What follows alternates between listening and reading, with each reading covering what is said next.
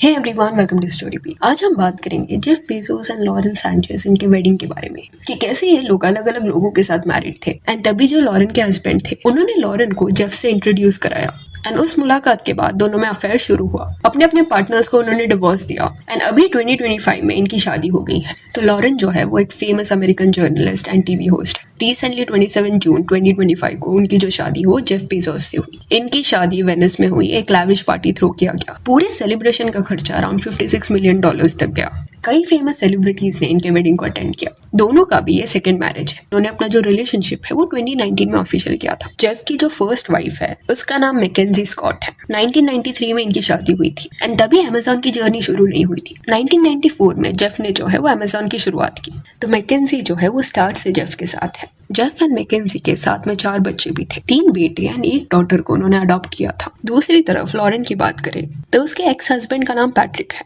2005 में इनकी शादी हुई थी एंड वो भी मिलियनर है। कुछ $450 मिलियन का उनका नेटवर्थ था। He is also very influential person. Hollywood agent है वो। एंड पैट्रिक के कनेक्शंस की वजह से लॉरेन को सर्टेन हॉलीवुड प्रोजेक्ट्स में रोल्स भी दिए गए। तो पैट्रिक के साथ 13 लॉन्ग ईयर्स का ये मैरिज था लॉरेन का। बट 2016 में क्या हुआ कि अमेजोन का कोई एक पार्टी था एंड वहां पे जेफ की फैमिली प्रेजेंट थी। दूसरी तरफ लॉरेन की फैमिली भी प्रेजेंट थी बिकॉज पैट्रिक को इनवाइट किया गया था। एंड उस पार्टी के दौरान पैट्रिक ने अपनी वाइफ लॉरेन को इंट्रोड्यूस कराया जेफ से। तो ये उनकी पहली मुलाकात थी। अभी ये बोला जाता है कि ये पार्टी के बाद लॉरेन एंड जेफ के बीच में कॉन्वर्सेशंस शुरू हुए। वो कनेक्शन बिल्ड करने लगे एंड धीरे धीरे करके इनका अफेयर शुरू हुआ। जो भी उनके पार्टनर्स थे क्लियरली उन पे वो चीट कर रहे थे। 2019 आते आते ये दोनों इतना ज्यादा प्यार में थे, इन्होंने डिसाइड किया कि अपने जो भी पार्टनर्स हैं उनको वो डिवोर्स देंगे। जेफ बेजोस का जो डिवोर्स था इसके बारे में बहुत ज्यादा बात हुआ। रीजन बीइंग 1993 में जब उन्होंने मैकेंजी से शादी की थी तब कोई प्रीनप उन्होंने नहीं बनाया था बिकॉज ऑब्वियसली तब वो बिलियनर नहीं थे। बट 2019 आते आते उनका जो नेटवर्थ था वो 100 बिलियन से भी ज्यादा था। एंड देखा जाए तो मैकेंजी ये मैरिज नहीं एंड कर रही थी, जेफ ये मैरिज एंड कर रहे थे बिकॉज उनको लॉरेन से प्यार हो गया था। तो उनका जो एलिमनी सेटलमेंट था वो $38 बिलियन पे हुआ। अभी दो ये बड़ा अमाउंट था, स्टिल किसने भी मैकेंजी को कभी हेट नहीं किया। रीजन बीइंग मैकेंजी ने प्लेज किया था कि उसका जो भी नेटवर्थ है, जो भी वेल्थ है, उसका आधा अमाउंट वो चैरिटी में दे देगी। एंड ऐसा नहीं है कि सिर्फ बोलने के लिए उसने ये बोला था। 2019 में जैसे ही डिवोर्स हुआ millions and millions of dollars वो चैरिटी में दे रही थी। कई आर्टिकल्स आज के टाइम में आपको देखने मिल जाएंगे जिसमें लिखा गया है कि MacKenzie Scott has donated $19 billion to non profits. 6 सालों में ऑलरेडी उसको एलिमनी में जितना अमाउंट मिला था उसका मेजोरिटी पोर्शन उन्होंने चैरिटी में दे दिया है। इस वजह से मैकेंजी स्कॉट को हमेशा ऑडियंस का प्यार ही मिला है, सपोर्ट मिला है। बिकॉज कहीं ना कहीं ये सब में उनकी गलती नहीं थी, उनके साथ गलत हुआ था। वो तो अपने हस्बैंड के साथ 1993 से है, सडनली उनके हस्बैंड को किसी और से प्यार हो गया एंड मैकेंजी वाज अबैंडन्ड। दूसरी तरफ लॉरेन ने भी अपने हस्बैंड को डिवोर्स दे दिया।